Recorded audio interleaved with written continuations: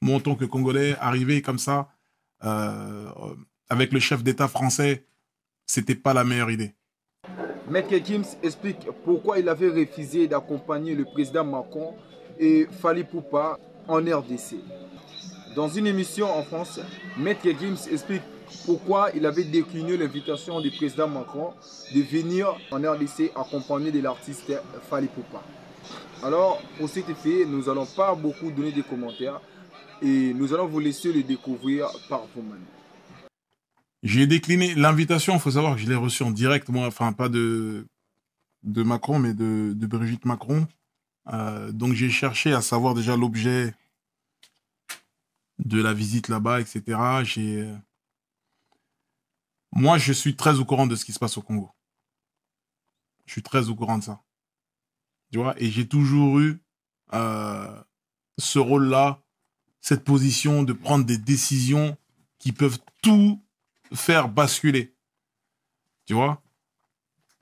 Donc j'ai dû décliner.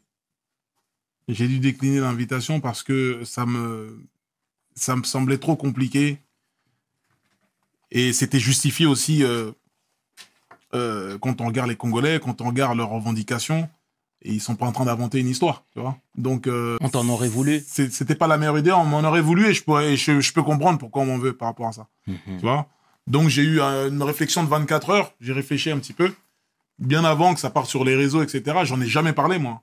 J'en ai jamais parlé. Je crois que c'est justement Kémy Seba qui a mis ça sur avec un tweet. Moi, j'en avais jamais parlé parce que je me suis dit, bon, personne va, quoi qu'il arrive, j'ai pas à dire que j'ai décliné. Macron m'a invité, j'ai décliné, etc.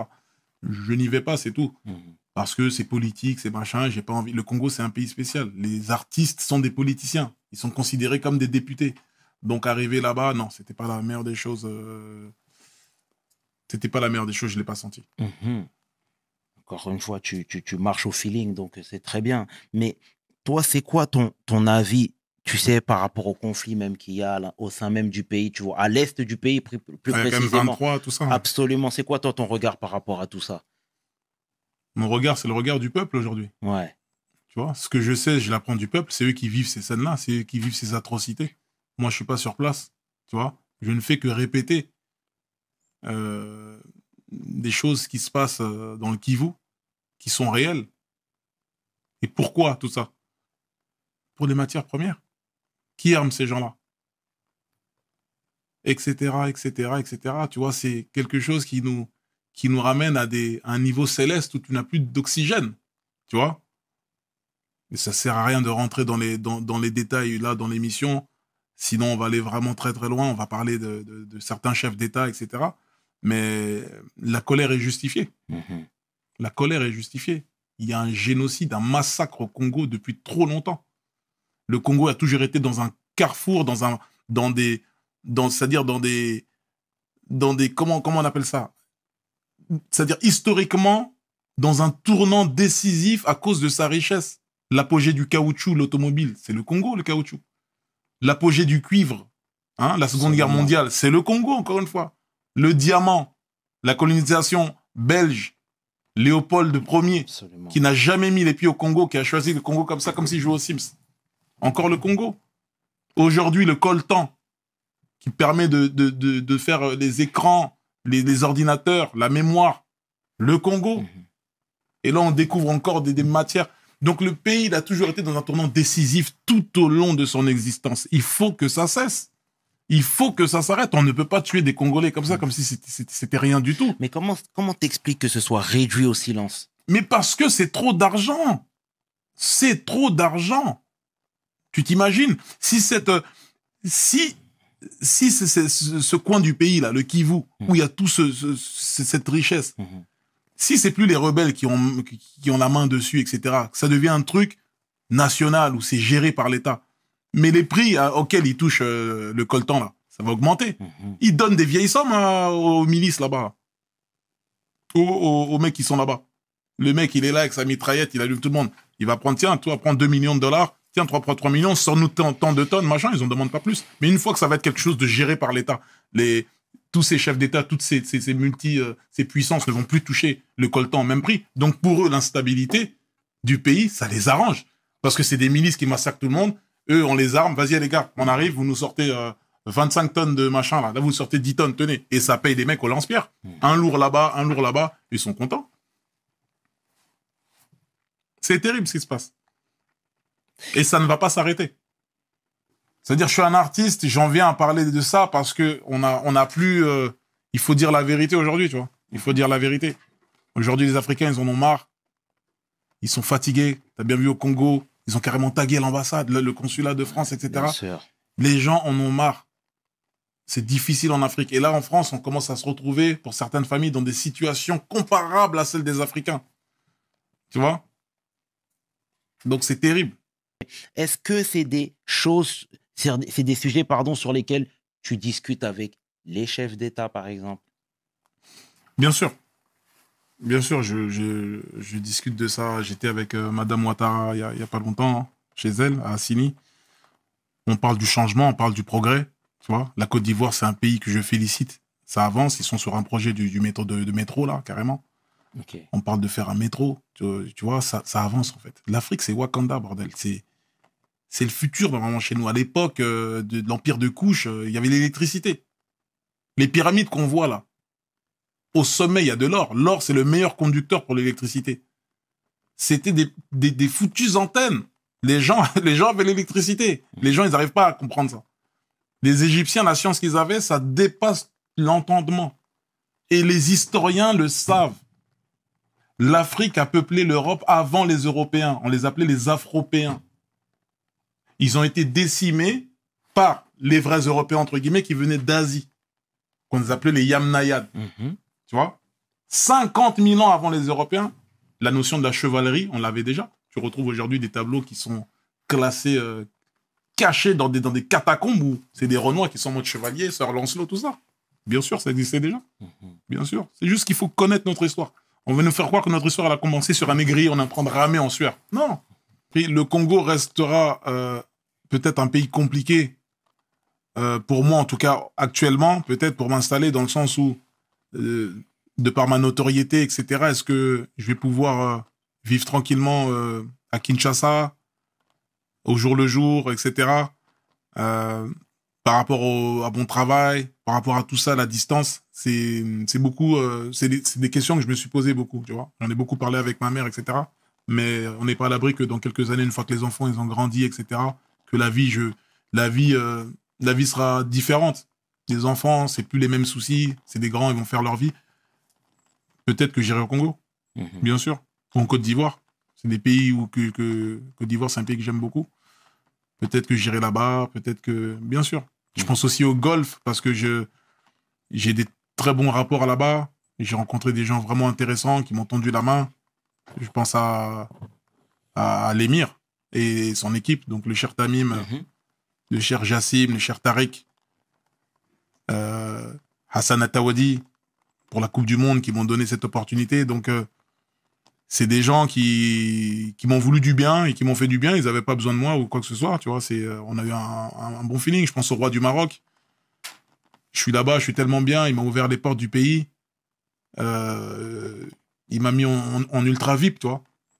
Aujourd'hui, le Maroc, c'est un pays qui m'a accueilli comme... Comme son enfant. Exactement. Exactement. Donc, quand je suis là-bas, je suis reconnaissant dans un premier temps parce que je sais que je suis pas traité comme tout le monde. Tu vois. J'arrive à l'aéroport, je vois même plus l'aéroport, tu vois, je passe par le salon présidentiel, je vois plus personne. Donc, on est vraiment dans un cadre où la considération que Mohamed VI m'accorde, je suis obligé de lui la rendre je sais pas comment, mais en étant reconnaissant, en faisant le maximum pour le Maroc, des événements, le festival que je fais chaque année. Ouais. On essaie de donner comme on peut. Moi, ce que je voulais faire, c'est un gros concert à la Défense Arena.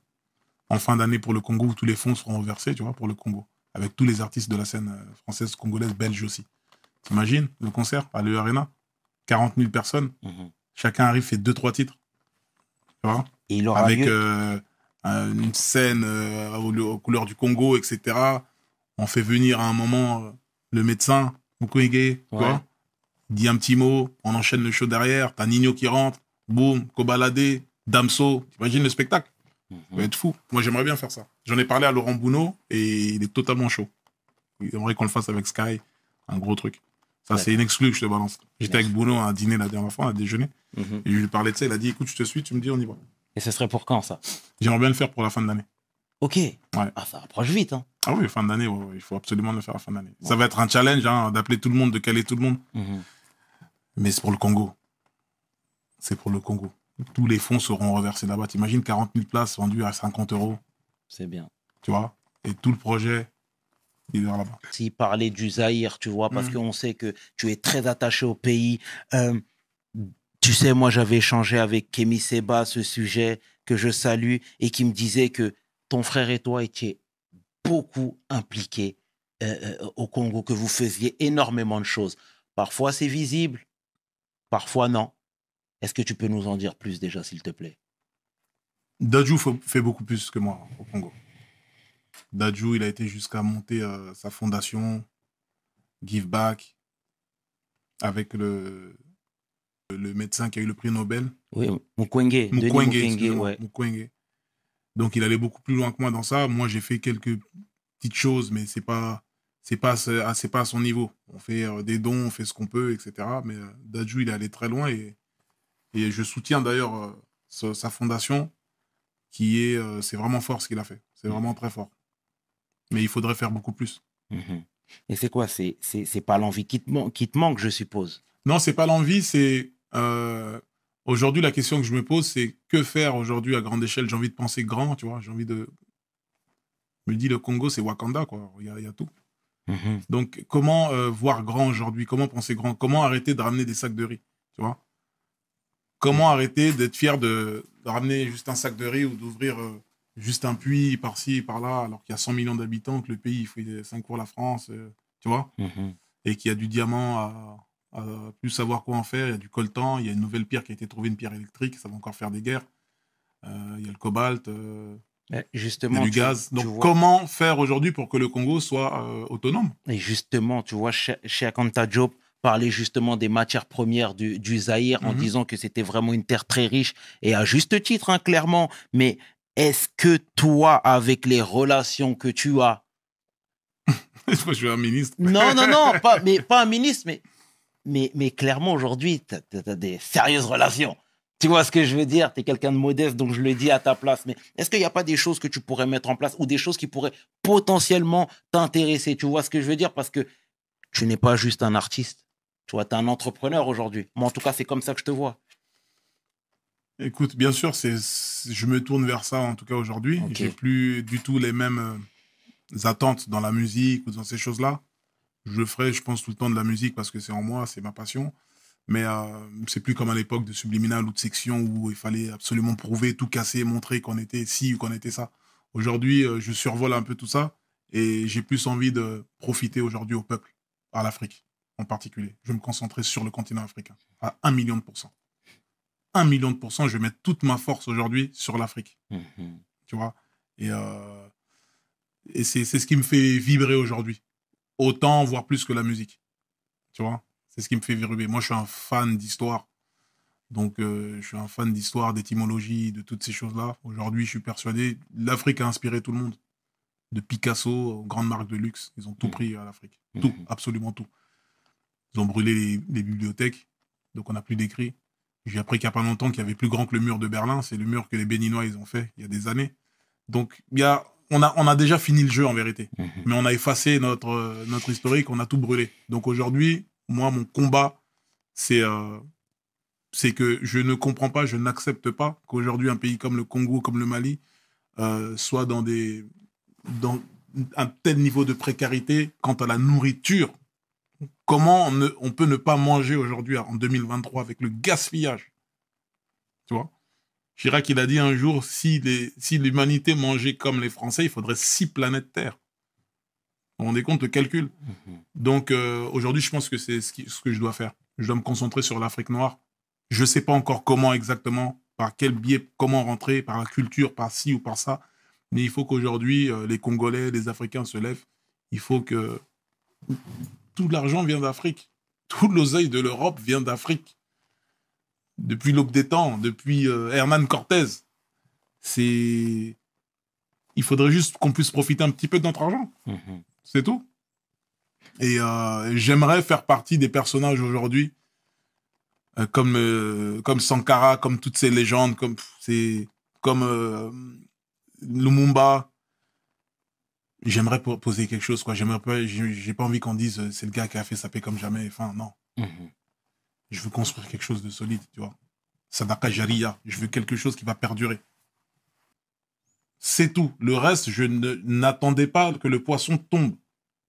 Prenez cette putain de canne à pêche et on y va. Il n'y a que la daronne qui peut être là à attendre. Elle a assez souffert comme ça. Elle a donné. Elle a donné fin de mission pour la daronne. Je l'ai mis en fin de mission, la daronne. Elle est posée, elle vit dans son haussmannien, elle est là, elle est tranquille, c'est la reine. C'était l'objectif. Tout ce que je fais là, c'est du plus, c'est du bonus. Tu vois?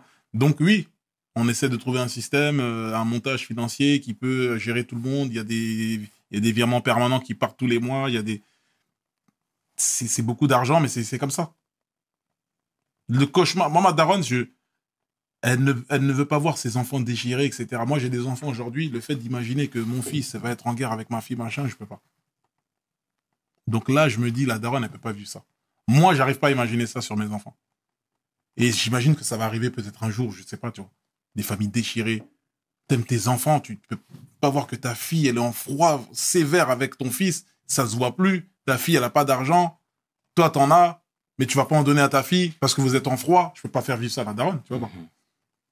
Tu vois, donc on fait le nécessaire.